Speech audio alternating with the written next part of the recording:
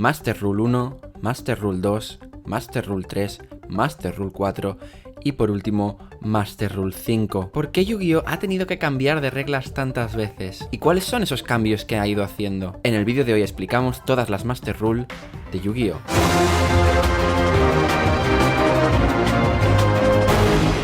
Hola y bienvenidos un día más al canal de Igomit, el canal donde hablamos de Yu-Gi-Oh! Desde una perspectiva clásica y nostálgica. En el vídeo de hoy vamos a hablar de qué son las Master Rules y por qué existen y qué cambios ha provocado cada una en el juego. Las Master Rules básicamente son la manera de llamar a las reglas oficiales del juego de Yu-Gi-Oh! Y tienen diferentes nombres y números porque han ido cambiando a lo largo de los años. Entonces cada vez que ha habido algún cambio o implementación de reglas nuevas, pues se ha cambiado el número de la Master Rule y se ha pasado pues de la 2 a la 3, de la 3 a la 4 y así sucesivamente. El concepto de Master Rule se implementó por primera vez en 2008.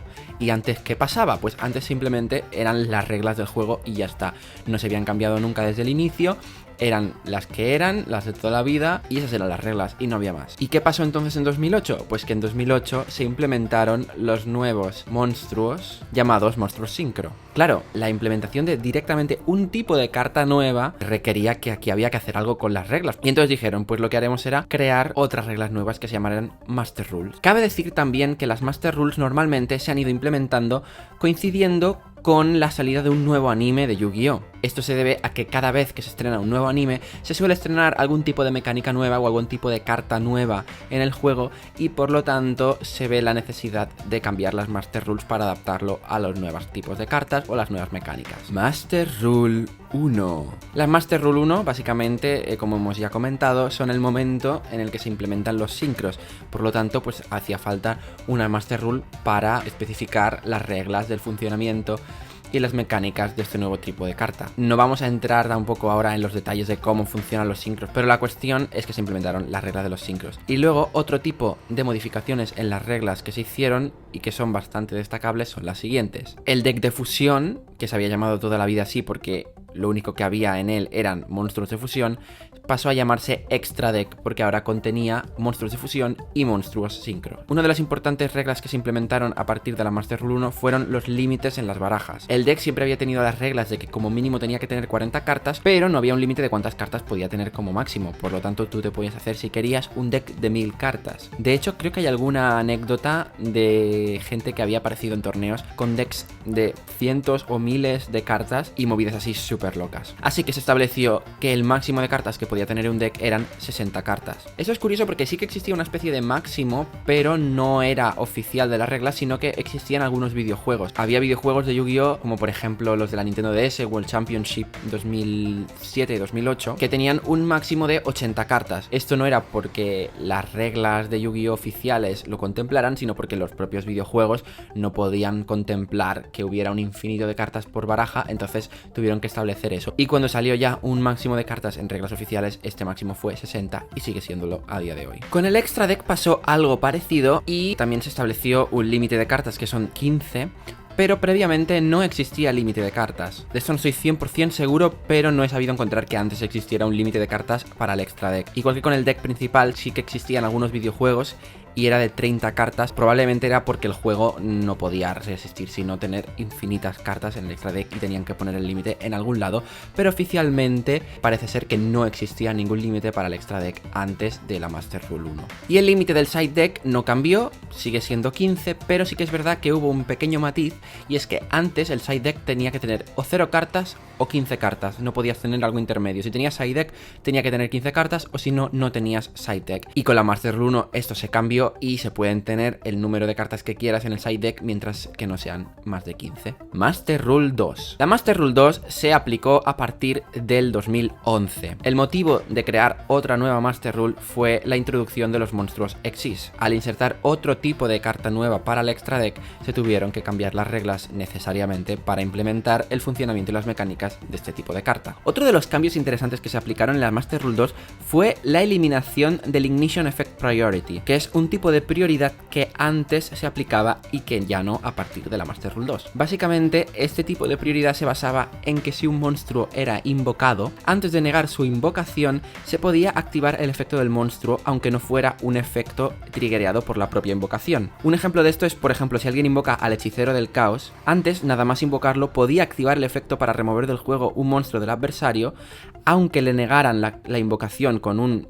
agujero trampa sin fondo, por ejemplo, ¿no? Pues se creaba una cadena y sí, el agujero trampa sin fondo lo destruía y lo removía del juego, pero como había sido activado en cadena al efecto del hechicero del caos porque su efecto se había podido invocar en respuesta a su propia invocación, el efecto se sigue resolviendo y se removería un monstruo del adversario. Sin embargo, a partir de la Master Rule 2, esto dejó de ser así y los efectos de un monstruo no pueden activarse hasta que se resuelva su invocación. Entonces, si su invocación es negada, quiere decir que sus efectos no se pueden haber activado. Todo esto son temas de timings y de cómo funcionan los tiempos en Yu-Gi-Oh!, que es bastante complejo. Master Rule 3. La Master Rule 3 se implementó en 2014 para adaptar las reglas de Yu-Gi-Oh! A la implementación de otro nuevo tipo de cartas, las cartas Pendulum. Y en esta Master Rule fue la primera vez que no solo se implementó un nuevo tipo de carta, sino que también se implementaron nuevas zonas en el campo. De este modo se implementaron las dos zonas de péndulo que estaban cada una de ellas a un lado del campo de duelo. La Master Rule 3 también fue bastante significativa por otros tipos de cambios que hizo. Por un lado, se implementó que el primer jugador ya no puede robar. Es decir, que el jugador que empieza el duelo no puede robar en ese primer turno como se había hecho toda la vida hasta este momento. A partir de la Master Rule 3 también se cambió el hecho de que las cartas de campo, las field, destruyeran a la carta del campo del adversario cuando se activaran. Antes de la Master Rule 3 solo podía haber una carta de campo en todo el campo a la vez. Y si un jugador activaba una carta de campo mientras el otro jugador ya tenía una carta de campo activa,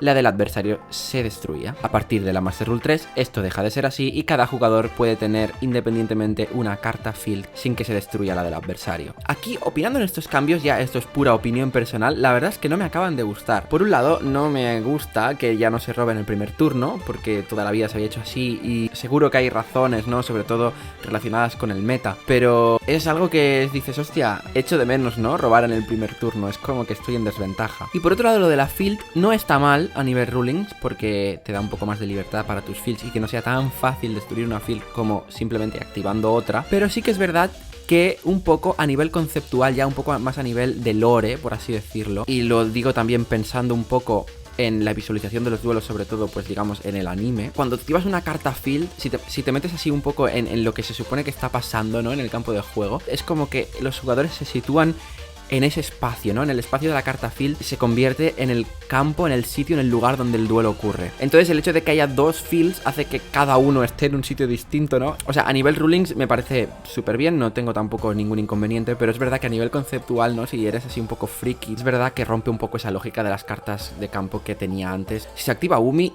estamos los dos empapados jugando en el agua. Master Rule 4. Vale, la Master Rule 4 para mí es la más controvertida y la que creo que a los jugadores casual, como yo, fue la que más nos tocó las narices, por decirlo suavemente. Hasta ahora las Master Rules sí habían servido para implementar un tipo de carta nueva y habían hecho algunas modificaciones, pero no grandes modificaciones que cambien por completo cómo funciona el juego. Hasta este momento, tú, si eras un jugador casual, si no te interesaba, por ejemplo, jugar Pendulums, podías jugar perfectamente sin que las reglas te afectaran en nada. A partir de la Master Rule 4, esto cambió por completo, porque la Master Rule 4, que se implementó, por cierto, en 2017, no solo sirvieron para implementar el nuevo tipo de carta, los monstruos Link, sino que cambiaron toda la mecánica de monstruos del extra deck, incluyendo fusiones, sincros y Exis, y los Pendulum también. Por un lado, las zonas de péndulo dejaron de existir como entes externos y se implementaron dentro de las zonas de mágicas y trampa de los extremos. Las 5 zonas de monstruo pasaron a llamarse zonas de monstruo principales porque se implementaron 2 zonas de monstruo nuevas, que son las zonas de monstruo extra. Las zonas de monstruo extra además no son de ningún jugador, sino que las dos son de los dos, y tú cuando vas a invocar algo en la zona de monstruo extra puedes invocarlo en cualquiera de las dos que esté libre. Eso sí, un mismo jugador no puede ocupar las 2 zonas extra a la vez. Y la regla que más nos afectó a los jugadores casual fue la de que los monstruos del extra deck, a partir de este momento de la Master Rule 4, solo se podían invocar en las zonas de monstruo extra, excepto que tuvieras un monstruo Link con flechas. Solo se podían invocar monstruos de la extra deck en la zona de monstruo extra o en las zonas principales de monstruo a las que una flecha de un link estuviera señalando. Es decir, que si querías invocar sincros, exis y fusiones, tenías que tener previamente links. Claro, todo esto fastidiaba mucho porque si eras un jugador casual que igual no te interesaba para nada utilizar monstruos link, a que solo podías tener un monstruo del extra deck en el campo a la vez, lo cual era una jodienda bastante grande. Master Rule 5. La Master Rule 5 o Master Rule 2020 es la que se ha implementado a partir de abril de 2020. La Master Rule 5 es la más excepcional de todas las demás. Es la única Master Rule que no introduce un tipo de carta nuevo, ya que en el nuevo anime que ha salido este año no se implementa ningún tipo de carta nuevo, de hecho se implementa un tipo de juego nuevo que va aparte, por lo tanto la Master Rule ya no se basa en el anime. A nivel meta y a nivel torneos sé que ha afectado mucho, pero tampoco puedo indagar demasiado porque no soy una persona que esté metido en eso, por algo este canal es desde una visión clásica, nostálgica y casual, pero a los jugadores casual la Master Rule 5 nos ha venido muy bien y nos ha gustado mucho, ya que con la Master Rule 4 no podíamos invocar todos los monstruos sincro, exis y de fusión que nos diera la gana. A partir de la Master Rule 5 ya podemos. Básicamente la Master Rule 5 lo único que cambia es que ya no hace falta tener un link señalando a una zona de monstruo principal para poder invocar un monstruo del extra deck, sino que ya puedes invocar todos los monstruos sincro, exis y de fusión que quieras, donde quieras, como quieras, cuando quieras.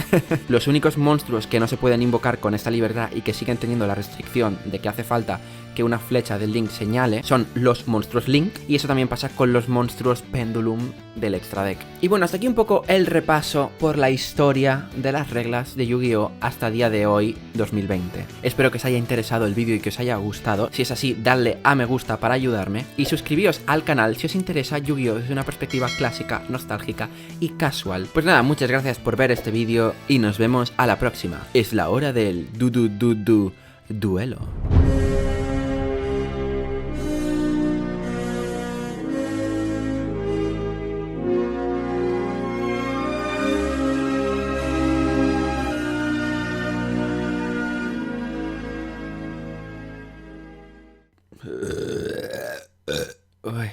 Uy.